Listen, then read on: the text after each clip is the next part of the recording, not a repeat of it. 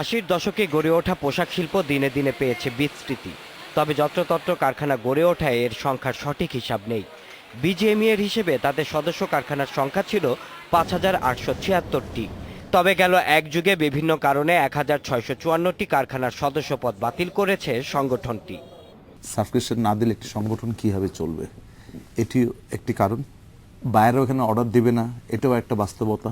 অনেকে আবার স্বইচ্ছায় আমাদের কাছে এসছে যে আমরা গার্মেন্টস থেকে আমরা চলে যেতে চাই, আমরা থাকবো না। আমরা সময় মতো সংগঠনের চাঁদা না দেবার কারণে চলতি বছর ৪৪৫টি পোশাক কারখানার সদস্যপদ বাতিল করা হয়েছে। এর মধ্যে ঢাকার ৩৪১টি কারখানার বকেয়া চাঁদার পরিমাণ ১০ কোটি টাকার বেশি।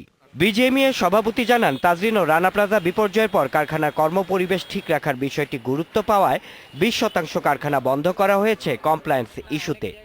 ১০৮টার মতন ফ্যাক্টরি আমরা বন্ধ করেছি, যেগুলো কিন্তু এই রানা প্লাজার পরে বা তাজরিনের পরে বিভিন্ন সমস্যার সাথে যারা জড়িত এরকম ফ্যাক্টরি কিন্তু বন্ধ হয়ে গেছে।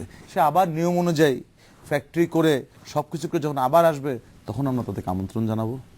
সদস্যপদ বাতিলের পর এখন বিজিএমইএর সদস্য সংখ্যা ৪,২২২টি। Shaon Hasnat, Independent News, Dhaka.